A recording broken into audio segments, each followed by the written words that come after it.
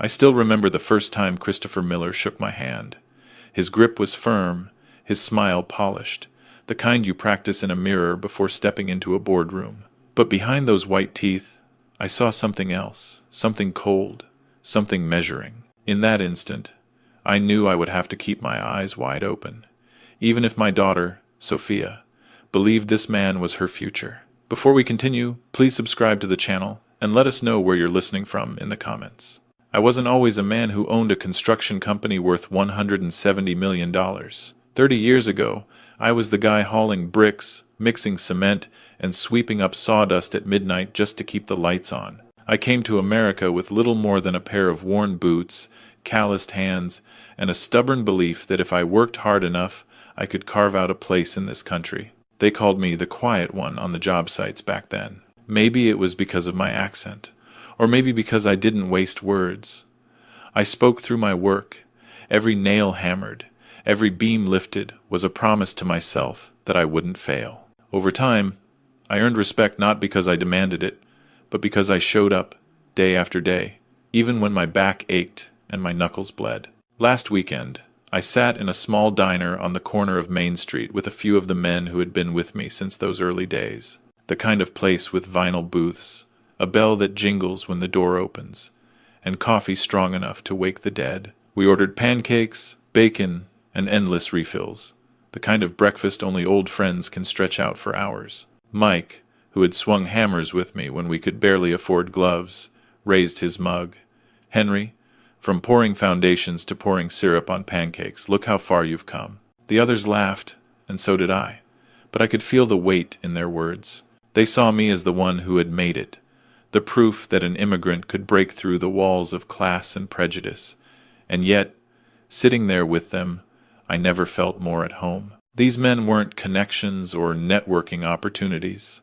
They were brothers forged by sweat and grit. That afternoon, I hosted a backyard barbecue at my place. The grill hissed with marinated ribs and corn on the cob, kids darted across the grass, and the air smelled like charcoal and laughter. It wasn't fancy. Just a few folding chairs, paper plates, and the kind of music you hum along to even if you don't know the words. Sophia arrived late, her fiancé Christopher trailing behind her in a tailored jacket that didn't quite fit the casual mood. He shook hands politely, but with a stiffness that drew quiet stares. While the kids grabbed second helpings of burgers, he stood apart, scrolling on his phone. Sophia nudged me with a smile. "Dad, don't mind him. He's just different." Fact by Dever. Different was one way to put it. I watched the way he scanned the crowd, men with grease-stained caps, women who smelled faintly of laundry soap, kids with ketchup on their shirts. I recognized that look in his eyes. It wasn't curiosity, it was judgment. Still, I bit my tongue. I wasn't going to spoil my daughter's joy. Not then. Sophia had worked hard, top of her class, first in our family to graduate from college. If this marriage meant stability and love for her, who was I to stand in the way? Later that evening, when the sun dipped and fireflies began to glow, I sat on the porch steps with a cold beer. Sophia joined me, slipping her arm around my shoulder. "You proud of me, Dad?" she asked softly. I looked at her. The same little girl who used to climb onto my lap with scraped knees and dreams bigger than the sky. Always, sweetheart. More than you'll ever know. Oh, she leaned her head against me, and for a moment I allowed myself to believe this engagement was just another step forward, that Christopher's sharp edges would smooth out with time. But deep inside, a voice whispered that storms were brewing, and it wasn't long before the first cracks began to show. A few days later, I found myself back at the same diner, sliding into the booth by the window where the morning sun spilled across the table. The waitress, a woman who'd been topping off my coffee for over 20 years, gave me that familiar smile. "The usual, Henry?" she asked, already pouring. I nodded, wrapping my hands around the warm mug. There's something about places like that, no pretense, no titles, just people who know your name and remember how you like your eggs. For me, that diner was a reminder of why I worked so hard. I never wanted to lose the simple comfort of belonging. Christopher walked in with Sophia not long after. He glanced around, his expression tight, as if he'd stepped into a foreign land. Sophia kissed my cheek and slid into the booth, But Christopher stood there, adjusting his cufflinks like he couldn't decide whether to sit or leave. "Dad," Sophia said, beaming, "we wanted to tell you more about the wedding plans." I studied Christopher as he finally sat down. He ordered black coffee, then added, almost under his breath, "Do you have almond milk?" The waitress shook her head. He sighed like the world had conspired against him. They talked about guest lists, venues, flowers. I nodded where I could, but my mind kept wandering to the way Christopher's eyes drifted out the window, detached. At one point he said, "Sophia, we don't really need to invite all of your dad's friends, do we? It's going to be a formal event." Sophia's smile faltered. "They're family to him, Chris." "Still," he said with a shrug, "it's not that kind of crowd." He didn't look at me when he said it, but the sting was sharp. I stayed quiet, stirring my coffee, the spoon clinking against the ceramic. Years of hard work, of sweat and sacrifice. And in his eyes, it counted for nothing. When they left, Sophia squeezed my hand. "Don't take it personally, Dad. He just doesn't understand." I forced a smile. "Maybe he will someday, and it might." But as I watched them walk out, Christopher's hand firm on her back, guiding her like she was part of some showpiece display, I knew he wouldn't change, and my worry deepened. That evening, I walked the length of my construction yard. Heavy machinery rested silent under the setting sun, the smell of steel and wood clinging to the air. This was the empire I had built, brick by brick, year by year, and I wasn't about to let anyone reduce it or me to something not important. Still, for Sophia's sake, I kept my peace. She deserved happiness, and if that meant swallowing my pride for a while, then so be it. Yet inside, a fire had started to smolder, quiet but steady. I closed the door to my office and sat down at the old oak desk, running a hand over its scratched surface. A photograph of my late wife smiled back at me from the frame. Her eyes seemed to say what I already knew. Storms were easier to face when you stood tall. I took a deep breath and whispered to her picture, "I'll give him the benefit of the doubt for now. But if he hurts her, if he dishonors what we built, I won't stay silent." And just like that, the line was drawn. I thought I had learned to live with silence. Silence was what carried me through the years when no one wanted to hire a man with a thick accent and rough hands. Silence was what kept me calm when supervisors barked orders or when bankers shook their heads at my loan applications. But the silence I carried into the Miller household that evening was a different kind. It wasn't survival. It was restraint. Sophia wanted me to meet Christopher's parents. I could see the excitement in her eyes when she picked me up in her little sedan. She had dressed carefully, a navy blue dress that looked both professional and soft, her hair pinned the way her mother used to wear it for church on Sundays. She wanted this evening to go well, and for her sake, I told myself I would be on my best behavior. The Millers lived in a sprawling, colonial-style home in Westchester, the kind with perfect white columns, manicured hedges trimmed like they'd been measured with a ruler, and a driveway long enough to make a man feel small before he even rang the bell. I carried a bottle of wine, not too expensive, but not cheap either, the kind I'd share with friends after a long week. Sophia squeezed my arm as we stood at the door. "Dad, please," she whispered. "Just be open-minded. They're a little formal, but they'll see how wonderful you are." The door opened before I could answer. Mrs. Miller, tall, draped in pearls, looked me up and down with the kind of smile that didn't reach her eyes. "Henry, so nice of you to come," she said, though it sounded more like an obligation than a welcome. Her husband followed, firm handshake, tailored suit even though it was a casual evening. His eyes lingered on the calluses of my hand as though they were stains. He didn't say it out loud, but I knew the thought. Construction worker. We were led into a dining room that gleamed with crystal and silver. I sat at the table, the wine bottle taken politely but set aside without being opened. Conversation started stiff, as it often does between people with nothing in common. They asked about my company, but not with genuine curiosity, more as if they were fishing for reassurance that Sophia wasn't marrying into mediocrity. Christopher, to his credit, tried to smooth things over. He spoke with practiced ease about investment portfolios, market forecasts, and the bright future he and Sophia would build together. He flashed his smile like a business card. And then, almost casually, he turned to me. Henry, I imagine construction must have its ups and downs. Of course, investing is a different world entirely. You probably don't follow those trends too closely. The room chuckled politely, everyone except me. I pressed my fork into the roast chicken, chewed slowly, and swallowed the bitterness along with the meat. I had learned long ago that dignity sometimes meant letting words bounce off your back like rain. Still, each syllable felt like a drop of acid, wearing me thin. Sophia's cheeks flushed, her eyes darting to mine. Chris, Dad understands more than you think. He built his company from the ground up. Christopher laughed softly. I'm sure he did. Hard work can take you far. But the market, it's all about vision and risk. Different league entirely. My silence grew heavier. I remembered sitting in banks, denied loans, and later writing checks large enough to buy the buildings those same bankers worked in. I remembered the nights when I slept in my truck because paying rent would have meant shutting down my crew. Different league?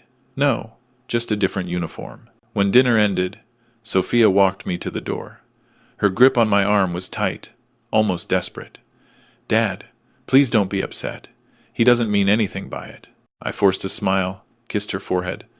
As long as you're happy, sweetheart. But inside, I wasn't sure who I was lying to her, or myself. The drive home was long and quiet. Sophia tried to fill the silence with bits of wedding chatter, colors for the flowers, possible venues, the kind of cake she wanted, but my answers were short. I didn't want to weigh her down with the heaviness sitting in my chest. When I finally pulled into my driveway, the porch light flickered on, casting its warm glow across the front steps. I sat there for a while, keys still in the ignition, staring at the home I had built nail by nail. It wasn't Westchester fancy, but it was honest. Every board carried the memory of sweat, of the men who worked beside me, of the sacrifices that stacked one on top of another until Sophia could have the life she dreamed of. That night I couldn't sleep. I lay in bed staring at the ceiling fan, spinning slow circles, listening to the creak of the house settling. Questions pressed on me like the weight of the roof beams I used to hoist in my younger days. Was I being too hard on Christopher? Was my pride clouding my judgment? Or worse, was I failing Sophia by not challenging him more directly? The next morning, I met some of my old crew for coffee at the diner. They'd heard through the grapevine about my dinner with the Millers. News traveled fast in a small town. Tell me you didn't let that boy run his mouth, Mike said, sliding into the booth across from me. I shrugged, stirring sugar into my cup. It wasn't worth starting a fight in front of Sophia. Another friend, Earl, shook his head. Henry, respect is like mortar. Once there's a crack, the whole wall's in danger of coming down. Their words hit me harder than they knew. These were men who had stood shoulder to shoulder with me in the mud, in the rain, when paychecks came late but loyalty never did. They weren't just friends, they were the living proof that dignity mattered more than polished suits. Still, I stayed silent, for Sophia's sake. Later that week, Christopher came by the office with Sophia to pick her up for lunch. He stepped into the yard, looking uncomfortable among the forklifts and stacks of lumber. He shook his head as if the smell of sawdust offended him. You've built quite an operation here, he said, glancing around. Though I suppose it's different from the kind of growth I'm used to. In finance, everything's digital numbers, projections, futures. Here it's very hands-on. Empathy. He meant it as a compliment, maybe, but the tone cut sharp.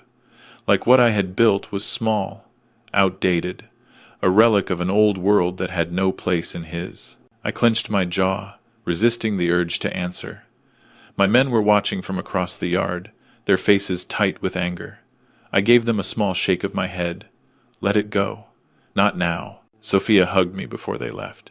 Her eyes searched mine, as if she could sense the storm brewing beneath the surface. I kissed her cheek, whispered, "Be careful, sweetheart." As they drove away, the dust rising behind their car, I stood there among the steel beams and scaffolding, my fists balled at my sides. I knew I was at a crossroads. One path meant silence and peace for a while. The other meant confrontation and risk. Christopher's voice echoed in my mind. That smug dismissal of my friends, my work, my life, and then the words that chilled me most, spoken not to me, but within earshot, when he thought I wasn't paying attention. Sophia's lucky she escaped that working-class world. I turned toward the horizon, the setting sun painting the sky with fire. That was the first real crack. And I knew if I didn't brace myself, the whole structure of our family was about to collapse. The weeks that followed were a blur of wedding talk. Every time Sophia stopped by my house, she carried a folder full of notes, magazine cutouts, and lists of vendors. She would sit at the kitchen table where her mother used to fold laundry and talk about flowers, cakes, and color themes until her voice grew light with excitement. I listened, nodding, but my stomach tightened a little more each time I caught the sound of Christopher's voice in the background of her phone calls, directing her like a manager assigning tasks. One evening, she convinced me to join them at a hotel ballroom in White Plains. The Millers had reserved it for a tasting and to plan the seating chart. I walked in wearing my best sport coat, polished shoes, trying to honor the occasion. The ballroom smelled of roasted garlic and champagne, waiters in white shirts carrying trays as if they were born with silver platters in their hands. Christopher greeted me with a grin too wide to be genuine. "Henry, glad you could make it. This will be fun. Organizing who sits where is an art form, you know." I didn't say much. I followed them to a long table where a massive seating chart was spread out like a blueprint. Names were written neatly on little cards, rows of tables arranged in perfect circles. I searched for my name. It wasn't near the head table where Sophia and Christopher would sit. It wasn't near the Miller's family either. My name was scribbled at the very back, at a table tucked close to the service doors. Around it were a few other names, my old crew, men who had sweated beside me for decades, men who still sent me Christmas cards every year. Christopher tapped the chart with a pen. "See? This way the flow of the evening makes sense. Important guests, up front, business partners, investors, people who matter in our community. And then," he waved a hand toward the back, "others can still enjoy themselves without being in the spotlight." Sophia's face twitched. She opened her mouth but closed it again. I stood there staring at the paper, the words "important guests" ringing in my ears like a hammer strike. I thought of Mike, who once pulled me out from under a collapsing scaffold, of Earl, who lent me rent money when I couldn't pay both wages and bills. These men weren't others. They were the bricks in my foundation, the reason I had a company to my name. I swallowed hard, forcing calm into my voice. "You put me near the kitchen doors, Chris." "As Mac." Christopher chuckled as though I had made a joke. "Closer to the food, right? Don't worry. It's still a good view of the dance floor." My jaw tightened, but I said nothing. Sophia shifted uncomfortably, her fingers running along the edge of the seating chart. Later that night, back at my office, I poured myself a cup of black coffee and stared at the stacks of blueprints on my desk. The lamp threw long shadows across the room. The photograph of my late wife watched from the corner, her smile frozen in time. I leaned back in my chair, rubbed my temples, and whispered to her picture. "They don't see us, do they? They see money, titles, pedigrees. They don't see what sweat can build." I promised myself then, under the hum of the old desk lamp, that I would not let them erase me or the people who stood with me. A few nights later, Sophia stopped by after dinner. She sat across from me at the kitchen table, the same table where she had once done her homework, the same table her mother had polished until it gleamed. She laid down another stack of papers, this time filled with finalized vendor contracts. Her voice was soft, almost apologetic. "Dad, I wanted to show you the latest plans. It's all coming together." I skimmed through them. My eyes caught the guest list. Names of executives, lawyers, old money families lined the first pages. Then, toward the end, I saw a few familiar names my friends struck through with neat red ink. My throat tightened. "Sophia, where are Mike and Earl?" She hesitated, eyes falling to the table. Chris thought, maybe it would be better to keep the guest list small, just family and business connections. Business connections. The words tasted sour. So the men who stood with me when I had nothing, who risked their necks on job sites so I could keep food on this table, don't count? Her eyes glistened. "Dad, please don't be upset. You know I love them too, but Chris says the wedding needs to represent a certain standard." Before I could respond, headlights swept across the driveway.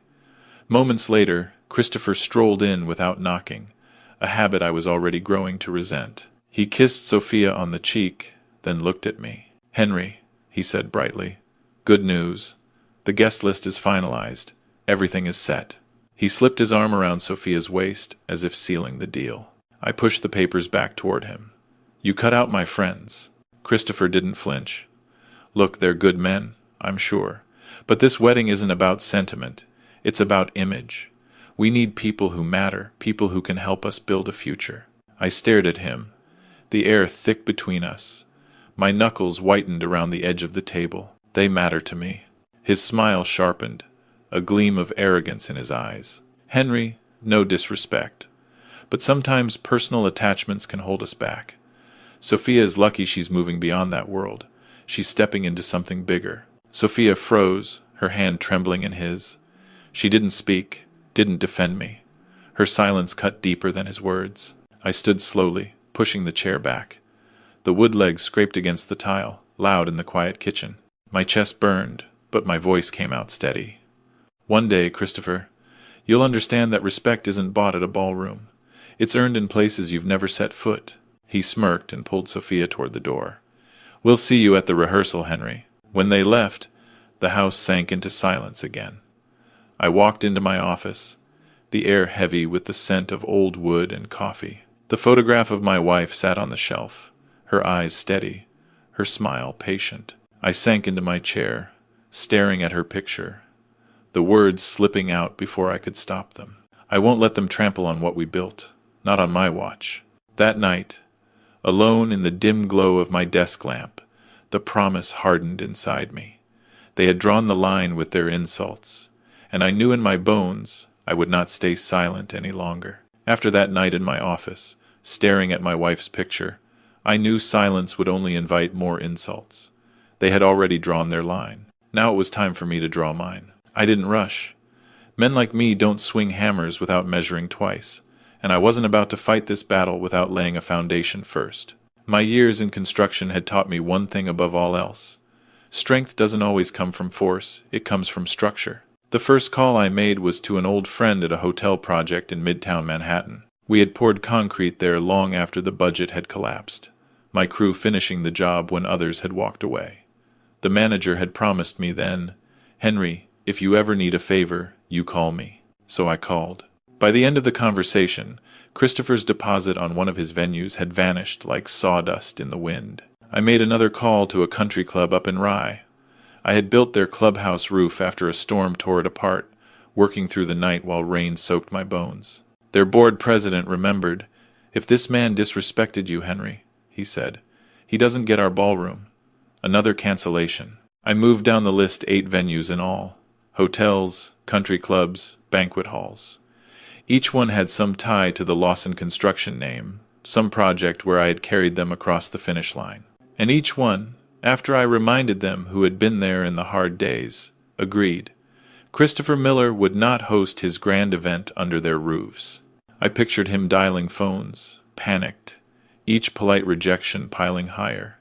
It wasn't revenge for its own sake. It was a lesson. You don't spit on the hands that built the ground you walk on. But cutting down his wedding wasn't enough. I needed to know who exactly my daughter was marrying. My gut told me the arrogance on the surface was only the drywall hiding rot behind it. That's when I thought of Mike.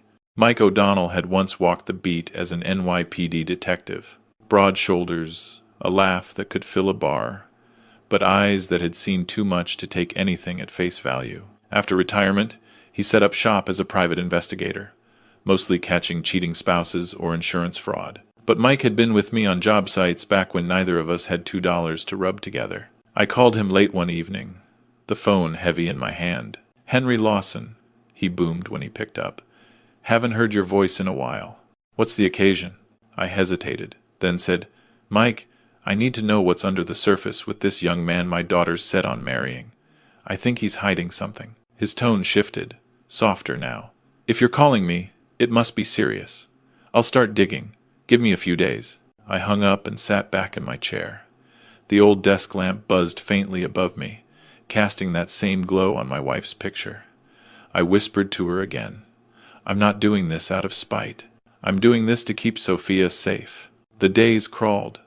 I kept busy at the yard, stacking lumber, checking blueprints, pretending everything was business as usual. But inside, I felt like a man standing under scaffolding, waiting for the hammer to fall. One evening, just as the sun dipped behind the ridge, headlights swung into my driveway. Mike climbed out of his truck, carrying a folder so thick it sagged in his hand. His face, usually quick to smile, was heavy. He stepped onto my porch, handed me the file, and said, "Henry, you're going to want to sit down for this." I led Mike into my office. The same desk lamp flickered above us, shadows stretching across the floorboards. He laid the thick folder in front of me, tapping the cover with 2 fingers. "Henry," he said, lowering his voice, "this isn't just about a kid with too much pride. There's rot here, the kind that eats through the whole frame if you don't tear it out." I masked.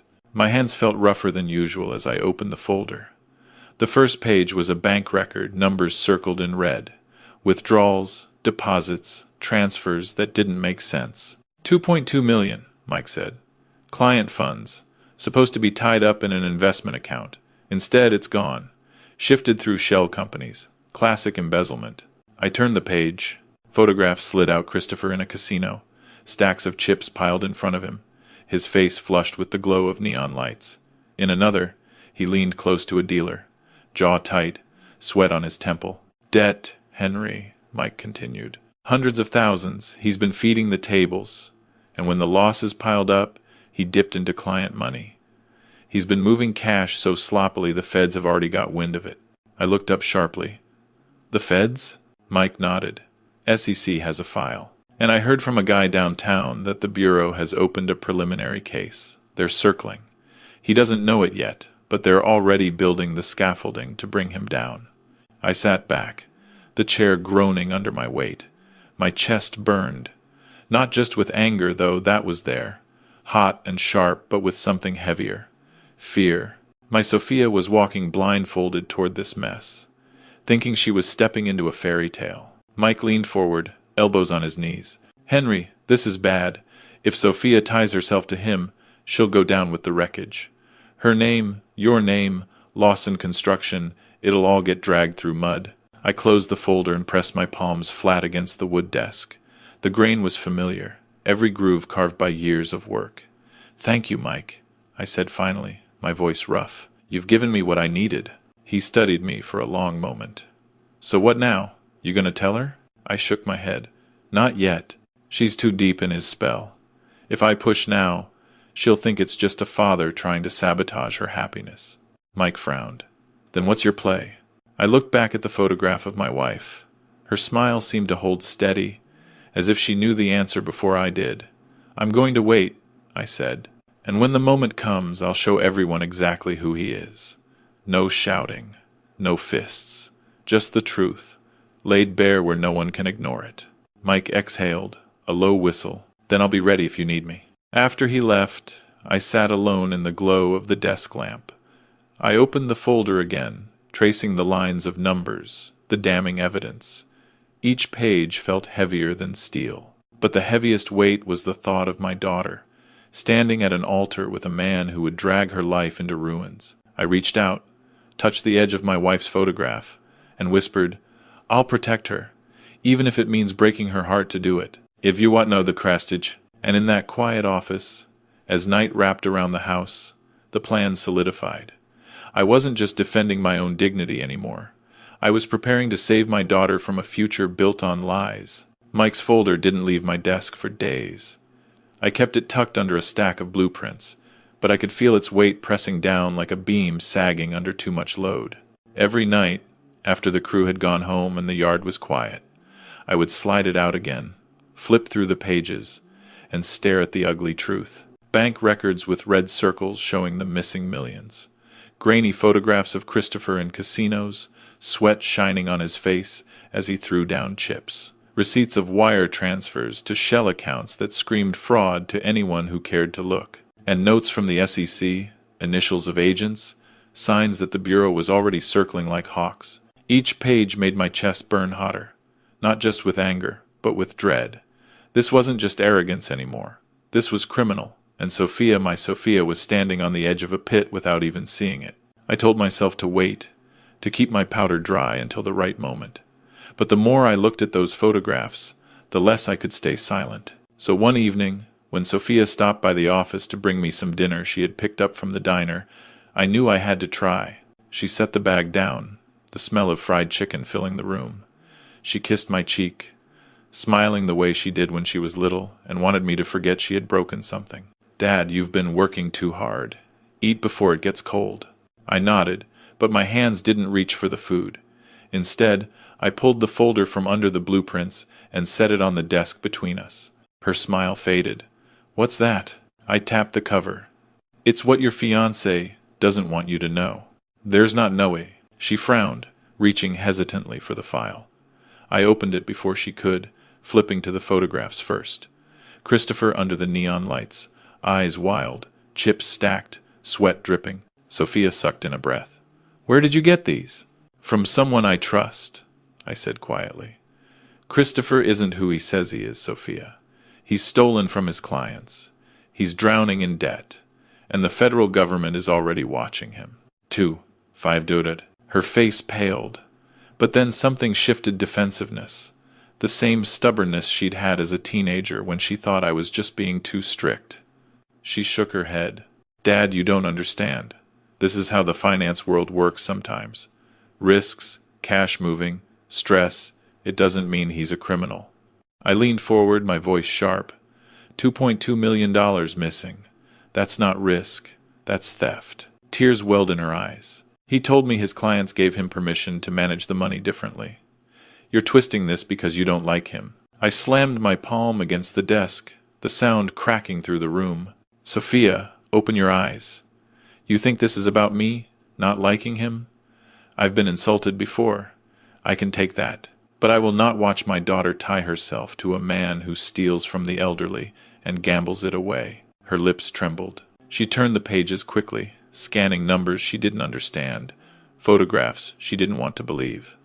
Finally, she pushed the folder back toward me, as if it were poison. "Dad, you're wrong about him. He loves me. He's building a future for us. You just don't understand that this is what it looks like at the top." My stomach twisted. She wasn't seeing the truth. She was too far inside his world, too blinded by the promise of status and sparkle. I sat back, my voice breaking. "If your mother were here, she'd tell you the same thing. Love doesn't lie like this, and futures built on stolen money don't last." She turned away, arms wrapped around herself, shoulders shaking. "I can't do this right now, Dad. I won't listen to you tear him down." She grabbed her coat and headed for the door. The screen door slammed shut, leaving me alone with the folder spread open like a wound. I didn't chase after her. The night air was cold, and the sound of her car faded down the road, leaving me with nothing but the buzz of the desk lamp and the ache in my chest. I had shown her the truth, laid it out in black and white, and still she chose to defend him. For a long while I just sat there, staring at the photographs, the red circles around stolen money, the snapshots of Christopher's desperation in neon-lit casinos. I thought of Sophia's face when she pushed the folder away, fear, anger, love tangled into something that blinded her. The next morning, I drove out to a site where one of my crews was finishing a renovation job. The smell of sawdust and fresh paint usually lifted my spirits, but that day it only reminded me how fragile even the strongest structures can be. A building looks solid until you find the cracks in the foundation. Then, one storm, one careless blow, and it all comes crashing down. Christopher was a crack in Sophia's foundation, and she couldn't see it. Later that week, she came back to the house. She sat stiffly on the couch, hands knotted together, eyes refusing to meet mine. "Dad," she said quietly, "I know you think you're protecting me, but you don't understand Christopher. He's under pressure, that's all. Everyone in finance has heat on them now and then. It doesn't mean he's a bad man." "Why?" I studied her, searching for the girl who once trusted me without hesitation. "Sophia, this isn't pressure, this is crime, it's theft, and it's lies, and it's going to bury him, and you with him, if you're not careful." Her chin lifted, defiant. "He told me you'd try to sabotage us. He said you'd never accept that I was marrying into a different world." The words stung more than I expected. "A different world?" I asked softly. "One where lies are excused and stolen money is just business?" She blinked rapidly, tears threatening. I love him, Dad. Isn't that enough? I wanted to shout. I wanted to grab her shoulders and shake her until the fog cleared. But instead, I let the silence stretch, the weight of my disappointment filling the room. Finally, I said, love is never enough when it's tied to rot. You'll see it, Sophia. Maybe not today, but soon. She stood, her coat draped over her arm, her voice trembling. I'm going to marry him, Dad. I wish you could just be happy for me. When the door closed behind her, the house seemed emptier than ever. I poured myself a glass of water and sat at the kitchen table, where she had once done her homework. I could almost hear the echo of her laughter, see her bent over math problems, pencil tapping against her cheek. Back then, she believed every word I said. Now, she believed him. I knew then what I had to do. Words wouldn't reach her. She was too far gone, too wrapped in his promises. If I wanted to save her, I couldn't rely on warnings or pleas. I would need something undeniable, something so public and so clear that even she couldn't explain it away. I folded the folder shut, slid it back into the drawer of my desk, and locked it. My hands were steady now. My mind, too. The time for warnings was over. The morning of the wedding came wrapped in a silence that pressed down on me heavier than any weight I had carried on the job site. I stood in front of the mirror, tying my tie with hands that had poured concrete and lifted beams for 3 decades. A simple navy suit, polished shoes, and the gold watch my late wife gave me on our 20th anniversary, that was all I needed. No designer tucks, no tailored sheen. Just the man I had always been. As I drove through Westchester, the neighborhoods grew grander with every mile. Trimmed hedges, iron gates, white-columned mansions lined the streets. The hotel itself towered like a palace, its driveway crowded with sleek black cars. I parked my old Ford a block away. I wasn't embarrassed, never had been, but I knew how they'd see it. Inside, chandeliers glimmered, crystal glasses sparkled, and a string quartet rehearsed in the corner. Staff bustled with trays of hors d'oeuvres, and guests in tailored suits and gowns clustered in groups, their laughter sharp as broken glass. Everywhere I turned, polished shoes tapped marble floors. My work boots would have looked like intruders here. A young usher glanced at the card with my name and pointed toward the farthest corner of the hall. My seat by the kitchen doors, next to the hum of the ice machine and the clatter of dishes. I said nothing, just walked there with my head high. But I noticed the smirk on the usher's face, the sideways glance from 2 women in pearls who whispered behind manicured hands. From across the room, the Miller family gleamed in pride. Christopher's father, tall and silver-haired, shook hands with business partners. His mother glided in a gown that shimmered like champagne. And then Christopher himself, perfectly tailored suit, smile sharp as a blade. He glanced at me once, then leaned in toward a groomsman. I didn't hear the words, but I read his lips well enough. Today I'll prove he's nothing but a lucky immigrant. The words struck like a hammer, but I didn't flinch. Not this time. I let the insult land, let it sink into the stone of my silence. What he didn't know was that every sneer, every jab, had only carved the edge of the weapon I now carried with me. Sophia appeared soon after, her gown flowing like a river of silk, her hair pinned with pearls. My heart caught at the sight of her, the same little girl who once danced barefoot on our back porch. Her eyes found mine, and for a moment I saw the flicker of unease, the weight of choices made. She smiled weakly, then turned back toward her groom, her arm slipping into his like it belonged there. The ceremony space filled quickly. 150 guests, every seat but mine cushioned with importance. The air smelled of roses and wealth. Waiters circled with champagne, the sound of glasses clinking like a distant bell. I sat quietly, watching. A father at a wedding should be at the center, walking his daughter down the aisle, standing with pride. Instead, I was hidden in the shadows, as if my 30 years of sweat and sacrifice could be erased by a seating chart. But I wasn't here to be honored. I was here for something far greater. The officiant cleared his throat, the string quartet struck their notes, and guests leaned forward. Christopher adjusted his cufflinks, smiling like a man who had already won. I folded my hands, my fingers brushing the inside pocket of my jacket. There, the truth-weighted paper, ink, and voices that could not be denied. The night was only beginning, and so was my reckoning. The ceremony began with all the pomp that money could buy. Guests craned their necks, eager to witness a union they believed was a merging of power, wealth, and legacy. I sat there, the clatter of plates behind me from the kitchen, watching the parade of silk dresses and starched collars glide down the aisle. Christopher stood tall, chest puffed, chin high, the picture of a man convinced he had conquered every rung of the ladder. His groomsmen whispered and chuckled, stealing glances at me like boys mocking the janitor at a school dance. Then came Sophia, her arm resting on her future father-in-law's rather than mine. The sting of that choice hit deeper than I expected. For a heartbeat, my breath caught. But then I saw her hands tremble as she walked, the faint uncertainty hidden beneath her practiced smile. My girl wasn't at ease. She was walking into a storm she didn't yet see. The vows began, a rehearsed script dressed up with flowers and violins. I barely heard them. My focus was fixed on the weight inside my jacket pocket, on the moment drawing nearer with each passing word. As Christopher recited his promises, I watched his eyes. He never once looked at Sophia. He looked at the crowd, at the money, the influence, the recognition he thought was his. He wanted to prove a point. He wanted me humiliated, my place in the shadows cemented.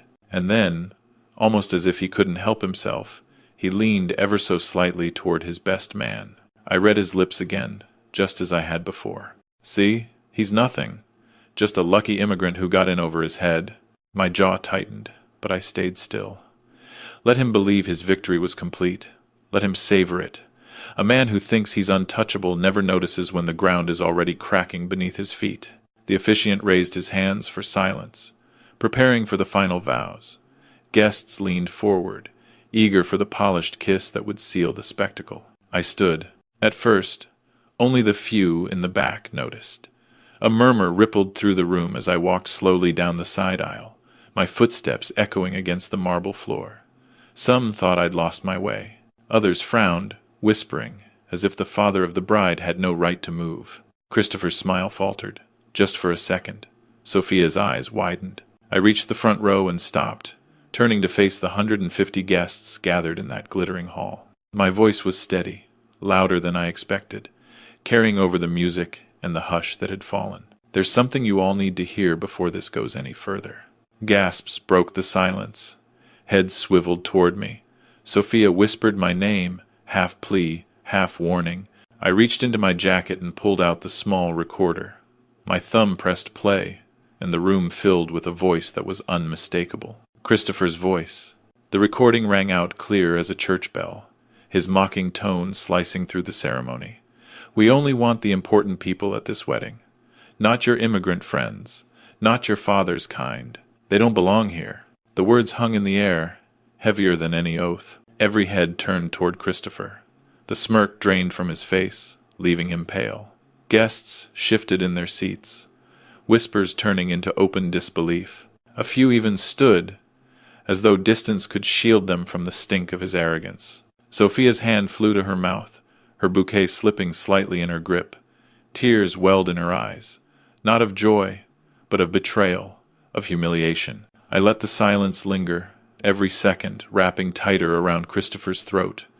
Then I said quietly, but firmly enough for all to hear, "This is the man you've welcomed, the man you've trusted with your daughters and your fortunes. This is what he thinks of the people who built this country brick by brick." Gasps, murmurs, a few sharp intakes of breath. Christopher stepped forward, his face flushed. "Stop this nonsense!" he barked, trying to wave it off, but his voice cracked, betraying him. I met his glare, unblinking. "No, Christopher, the nonsense ends tonight." And as I slid the recorder back into my pocket, I felt the hall shift. His perfect stage, his flawless performance, it was crumbling. But I wasn't finished. Not yet. The room hadn't yet recovered from the first blow when I stepped farther into the aisle. Whispers rolled like thunder across the hall, and the string quartet sat frozen, bows poised midair. I raised my hand toward the projection screen behind the altar, where a slideshow of carefully curated engagement photos had been looping. "Turn it off," I said, my voice calm, but with the authority of a man used to being heard on job sites where steel and concrete obeyed no one's patience. The technician in the back hesitated until I locked eyes with him. Slowly, the slideshow vanished, leaving a blank canvas. I pulled a small drive from my pocket and held it up. Play this instead. For a moment, the guests sat restless, unsure whether to object or comply. Then, almost against their will, the screen flickered, and Christopher's face appeared caught in one of Mike's recordings. The video wasn't glamorous. It was raw, grainy, captured late at night in a high-end bar. Christopher leaned against a stool, whiskey glass in hand, laughing with a friend. His words filled the hall, louder than the music had ever been. "You think I care about her father's people? Construction guys, immigrants, nobodies. They're not invited because they don't belong in my world. This marriage isn't about love, it's about leverage. Sophia's pretty, but what matters is the company she's attached to. I'll bleed it dry, then move on." Gasps erupted. Several guests stood outright, some covering their mouths, others turning their shocked eyes toward the Miller family. The polished pride that had shimmered around them minutes before now looked brittle, ready to snap. Sophia's bouquet dropped from her hands and hit the floor with a dull thud. She shook her head as tears spilled freely, disbelief carving lines across her face.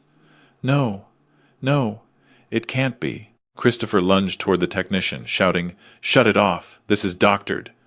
But his voice cracked, too shrill, too desperate.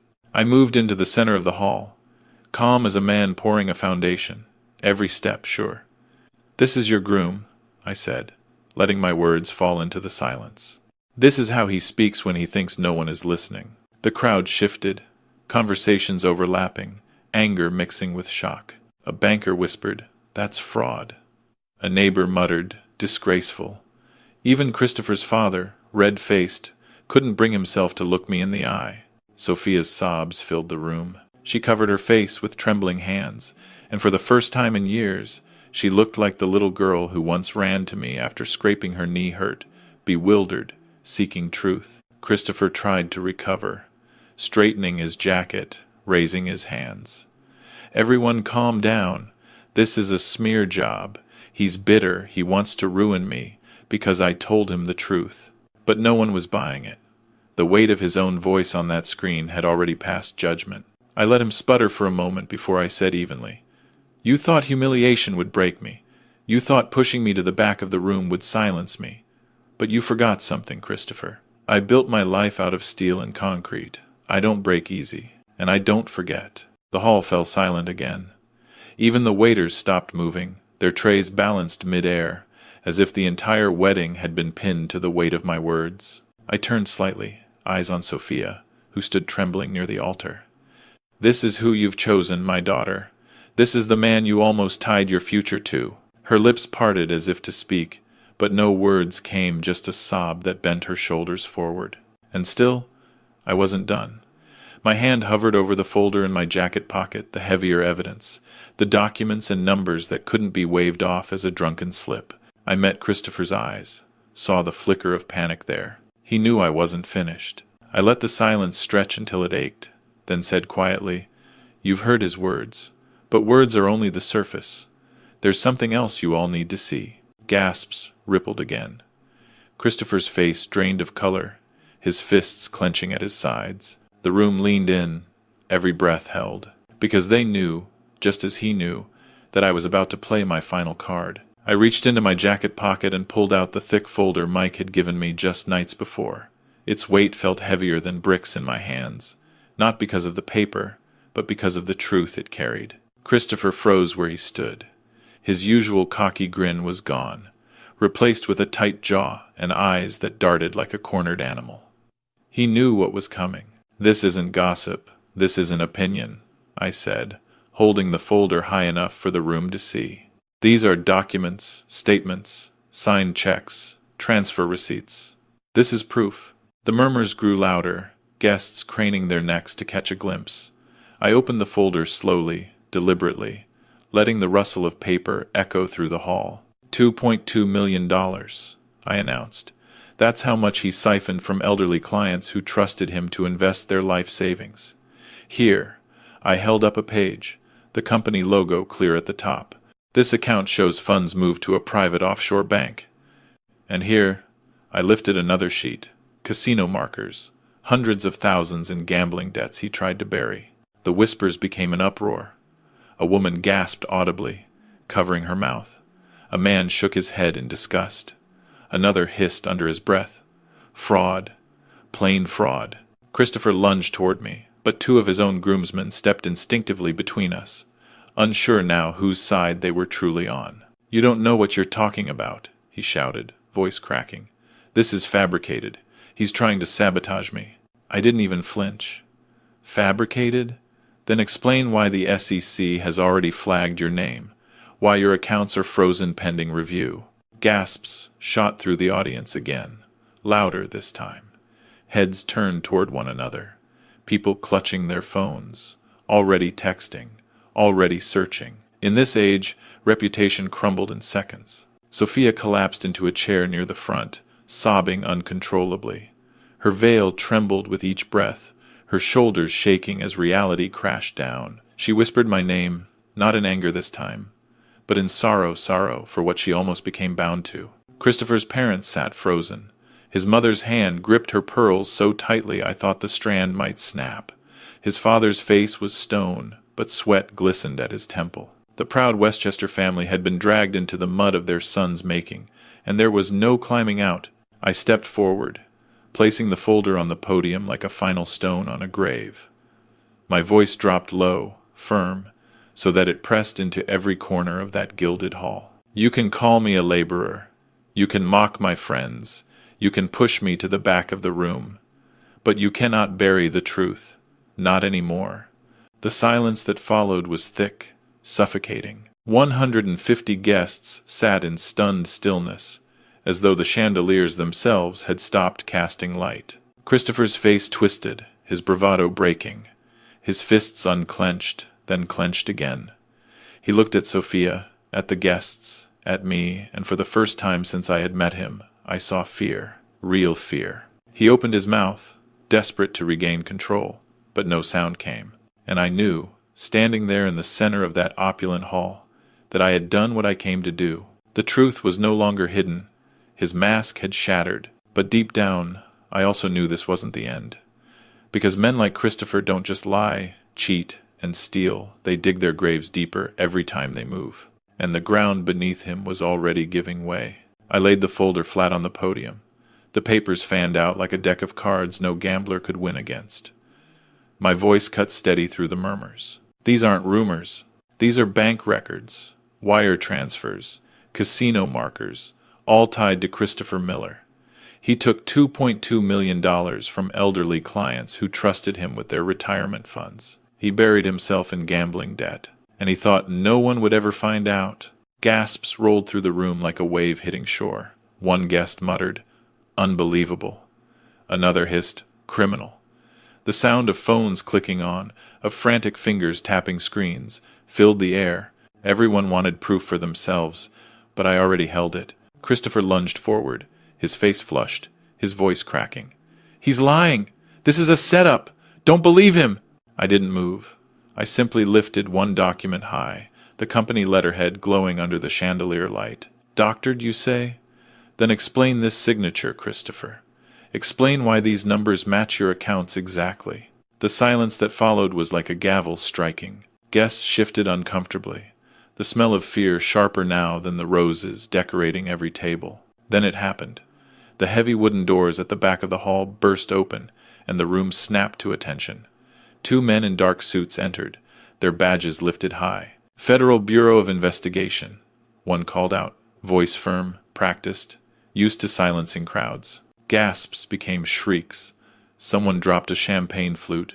It shattered on the marble floor. All eyes swung toward Christopher, who stumbled back a step, his bravado gone, his hands trembling. The taller agent strode forward.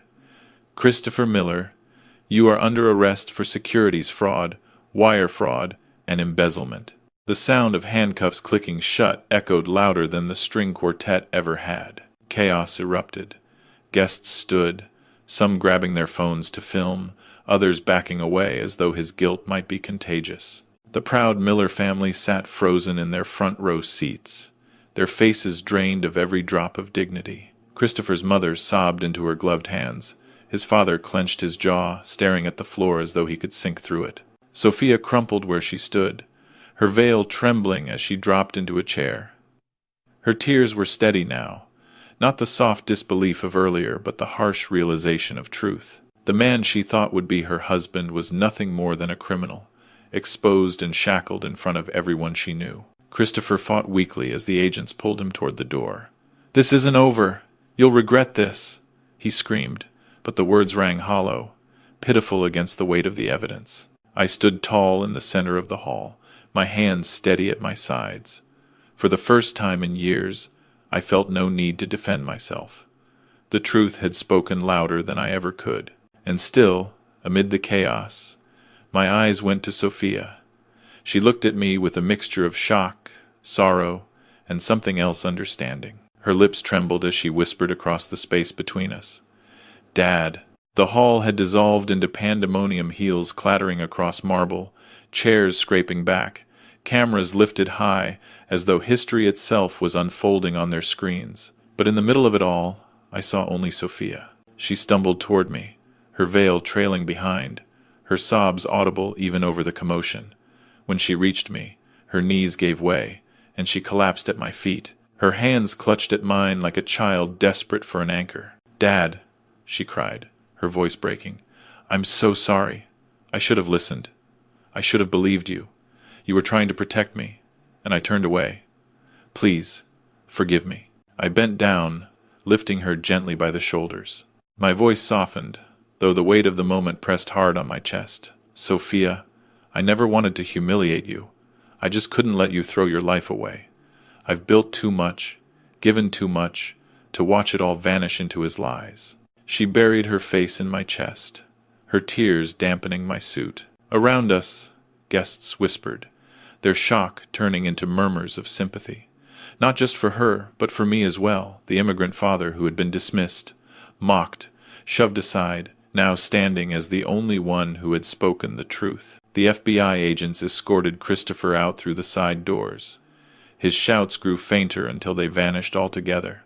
The doors slammed shut behind him, the echo lingering like the final note of a hymn. For a long while, no one moved. The chandeliers above flickered in silence, as though the very building needed time to breathe. Then, slowly, guests began to file out, their conversations hushed, their eyes avoiding the Miller family who sat crushed in their chairs. Pride had turned to ashes. Reporters gathered near the entrance, calling out questions, but the agents waved them back. The story would spread on its own faster than wildfire, carried on every phone and whispered over every fence. Westchester's golden family had been undone in a single night. Sophia lifted her head, her face streaked with tears. "You saved me," she whispered, "even when I didn't want saving." I held her close, brushing a strand of hair from her face. "That's what fathers do, even when their children don't understand. Especially then." Her fingers tightened around mine. "I don't deserve your forgiveness." I shook my head gently. "This isn't about deserving. This is about family. And family, Sophia, is worth fighting for." Her sobs eased, replaced with a quiet resolve. In her eyes, I saw the first glimmer of strength I'd been waiting to return, the same strength her mother once carried. Around us, the grand hall looked less like a wedding venue and more like the ruins of a collapsed empire. Flowers wilted under the harsh glare of reality, half-finished glasses of champagne stood abandoned, and the once proud decorations now seemed hollow. I led Sophia out into the cool night air. The chill was sharp, but it cleared the heaviness from my lungs. Reporters swarmed at the curb, microphones flashing, questions hurled, but I guided Sophia past them, steady and unbothered. Tonight wasn't about the spectacle. Tonight was about survival, about truth. And as I helped my daughter into the car, I knew the hardest part was behind us. Christopher's downfall was sealed. The Miller family's facade had cracked beyond repair. What remained now was healing the wound between father and daughter, healing the dignity that had nearly been stolen. As the car door shut softly, Sophia grasped my hand again, her voice steady this time. "Let's go home, Dad." And for the first time in months, I felt that word home meant something again. The courthouse was packed on the day Christopher stood trial. I didn't plan to be there, but something inside me wanted to witness the final nail driven into that coffin. The judge read the charges in a voice so steady it was almost cruel. Securities fraud, wire fraud, embezzlement. 9 years in federal prison. His lawyers tried to argue stress, addiction, even painted him as a victim of circumstance. But the stack of evidence, the transfers, the falsified statements, the casino records was too heavy to ignore. The newspapers didn't spare him. Headlines filled the front pages across New York and Westchester. Miller heir, convicted in multi-million-dollar fraud. What once was a name tied to charity balls and country club golf tournaments was now forever linked to scandal. His family, the proud Millers, stopped showing their faces at community functions. No more galas, no more cocktail hours at the club. Pride had a way of turning into silence. Sophia sat with me at the diner a few days after the sentencing. Her eyes were tired, but there was a spark of determination I hadn't seen in her in months. She stirred her coffee absent-mindedly before finally speaking. "I called off everything, Dad," she said softly. "The wedding, the house plans, the country club membership they tried to push on me. It's all gone, and it's my fault for letting it get this far." I reached across the table, placing my hand over hers. "Fault isn't the word, Sophia. You were caught in something bigger than you realized. But what matters now is where you go from here." End quote. She looked at me then, tears welling up but refusing to fall. "I want to come back to the company, to Lawson Construction. I don't care if I start from the bottom. I need to learn the right way. I need to rebuild not just my life, but the trust I broke with you." I studied her face, the same determined jawline her mother once had, and I nodded. "You'll come back, but not to the bottom. You'll come back as my partner. Because respect, Sophia, respect isn't handed out by titles or family names. Respect is earned, not bought." For the first time in a long while, I saw her smile, not forced, not shallow, but genuine, though it trembled at the edges. Weeks later, she kept her promise. She showed up at the office every morning at 7, sometimes even earlier. She traded silk dresses for work boots and safety vests, walking job sites with the same men who'd once sat at my backyard barbecues. At first, the crews were cautious. They remembered her standing beside Christopher, looking down her nose at their calloused hands. But little by little, they warmed to her. She asked questions, listened, and more importantly, admitted when she didn't know something. One afternoon, she came into my office, holding a folder. "Dad, I've been thinking," she began. "Some of Christopher's victims, they're retired folks, living on pensions. He drained them dry. I want us to do something for them. Not charity, but real rebuilding. Housing projects, maybe, or renovations at no cost." I leaned back in my chair, watching her with quiet pride. "That's not just construction, Sophia. That's healing. If you're willing to carry that weight, we'll make it happen." And she did. She met with the first couple on a gray Thursday morning. Mr. and Mrs. Harris, both in their 70s, had lost nearly everything after trusting Christopher with their retirement account. Their home had fallen into disrepair, the roof sagging, the walls covered in water stains. Sophia walked through every room with them, listened to their story without rushing, and when Mrs. Harris broke down crying, Sophia held her hand the way a daughter might. When she came back that evening, her cheeks were streaked with dried tears, but her voice was steady. "We'll fix their house, Dad. No charge. And after that, we'll move to the next family.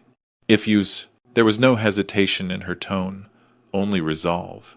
That night, I sat on the porch, a cup of coffee warming my hands. The old wooden boards creaked beneath my chair, the same porch where I had shared laughter with friends, grief with my late wife, and countless conversations with Sophia when she was still a girl. The crickets chirped in the distance, and a breeze rustled through the oak trees. My old friends from the diner came by: Miguel, Joe, and a few others from the crew. They carried a six-pack and a box of donuts, laughing as they always had. They wanted to celebrate, to toast the downfall of the Millers, the justice finally served. And we did laugh, we did raise our bottles. But after the noise settled, I felt a quiet weight inside me. Justice had come, yes. But it had come too late for some. Too late for the Harrises who had lost years of peace. Too late for the other retirees who would never see their savings again. And too late for the version of Sophia who had once trusted a man like Christopher over her own father. Still, as I looked out at the yard, where the porch light flickered faintly, I whispered to myself, "Better late than never." Sophia didn't stop with the Harrises. Within a month, she had a list of names on her desk, families, widows, veterans, each one tied to Christopher's schemes. She asked me to join her for every visit. At first, I thought it might be too painful for them to see the Lawson name again, but what I witnessed humbled me. When we met an old Navy veteran named Frank, who had invested his pension with Christopher, Sophia sat on his porch and listened for nearly 2 hours, while he recounted not just his financial loss, but the humiliation of telling his kids he couldn't help with their college tuition anymore. She didn't interrupt, didn't excuse, didn't promise miracles. She only said, "We'll make it right, Frank, the best way we can." And she meant it. Watching her do this was like watching her grow up all over again, but this time with a backbone forged in fire. She was no longer the young woman dazzled by money and privilege. She was my daughter, the one I had raised with her mother to value honesty and hard work. The papers eventually shifted their focus. Scandals fade quickly in America when new ones come along, but in our small corner of Westchester, the Millers' disgrace lingered. Their estate went up for sale. The once proud matriarch avoided the grocery store, sending a maid instead. I'd see their name mentioned in hushed tones at the diner, usually followed by a shake of the head. Folks have a way of cutting you off once the mask slips. Sophia never gloated. She never mentioned the Millers at all. Instead, she put her energy into projects that mattered. By fall, Lawson Construction had partnered with a local church to renovate community housing. She stood shoulder to shoulder with the men mixing concrete, her nails chipped, her hair tied back under a hard hat. I saw the men look at her differently now, not as the girl who almost married into wealth, but as one of them. One evening, after we'd wrapped up a long day at a build site, Sophia sat across from me at the kitchen table. The house smelled like fresh coffee, and the hum of cicadas filled the silence outside. "Dad," she began quietly, "I owe you more than I can ever repay. Not just for saving me from Christopher, but for not giving up on me when I gave you every reason to." I put down my cup and looked at her. "Sophia, every parent fears losing their child to the world. I almost lost you to it, but you came back. That's what matters. And the only repayment I'll ever want is seeing you carry this company forward with integrity." Her eyes glistened as she nodded. "I'll earn it, Dad.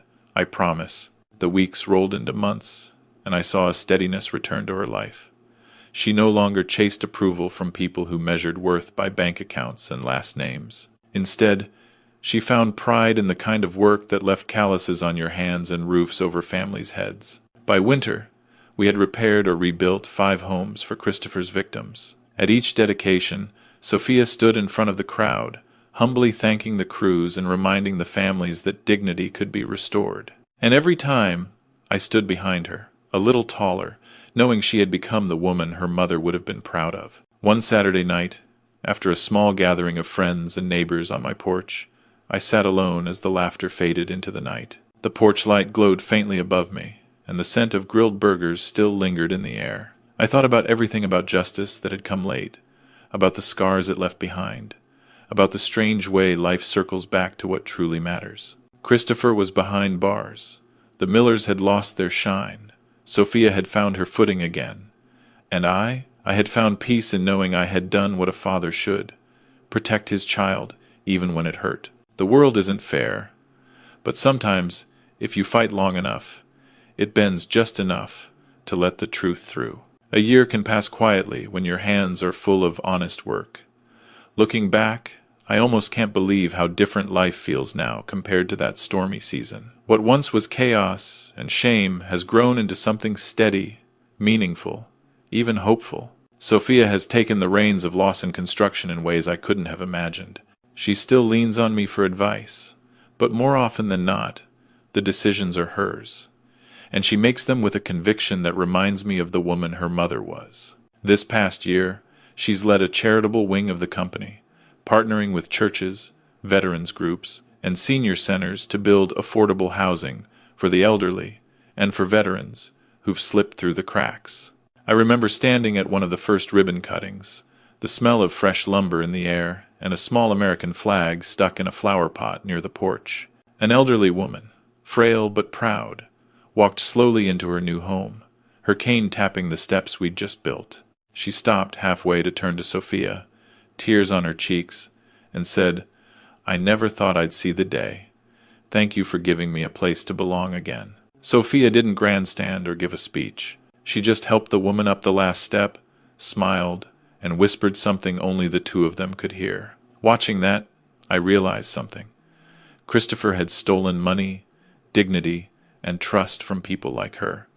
Sophia was giving it all back, maybe not dollar for dollar, but in a way that healed wounds money alone never could. As for me, I've stepped back. Not entirely, of course. I still show up at the office a couple of mornings a week, still carry a thermos of coffee and a worn leather notebook under my arm. But I leave before noon, letting Sophia run the floor meetings. My afternoons are spent more at the church, at the diner with old friends, or tinkering around the house. Some Sundays, after service, I sit in the church basement for potluck. The spread is always the same: green bean casseroles, baked mac and cheese, plates of cookies on plastic trays, and without fail, someone will clap me on the shoulder and say, "Henry, you must be proud of that girl of yours." Every time, I nod, because no words could really match the pride I feel. The Millers, their name has faded from most conversations. Their estate was sold off to developers, the grand facade torn down to make way for condominiums. Christopher is 2 states away, serving his 9-year sentence. The last I heard, he spends his days mopping floors and keeping his head low. He lost the world he thought he owned. That's justice enough for me. What matters more is the respect I've regained, not from the wealthy or the powerful, but from the people who knew me before there was money, before there was Lawson Construction. The guys who poured cement with me in the summer heat. The neighbors who saw me fix their porches before sunrise. They come by the house still, knock on my door with a 6-pack or a pie, and we sit on the porch, talking about baseball, the weather, or nothing at all. Those are the people who never forgot who I was. One morning not long ago, Sophia joined me on the porch as the sun came up. She had 2 mugs of coffee, steam curling into the cool air. We sat there in our worn chairs, the kind that creak no matter how careful you are, and just looked out over the yard. The grass was wet with dew, and the quiet felt like a gift. She turned to me and said, "Dad, do you ever think about what we went through? About how close I came to throwing everything away?" I took a sip, let the bitterness of the coffee sit on my tongue, and answered slowly, "I think about it every day, but I don't see it as what you almost lost. I see it as what you've gained. You found out who you are, Sophia, and you earned the respect that matters." Her hand reached over and squeezed mine, firm and steady. "Respect is earned, not bought," she said, repeating the words I had told her once in anger. This time, she said them with peace. The year had left scars, yes, but it also left us stronger. As spring rolled around, Sophia's projects kept growing.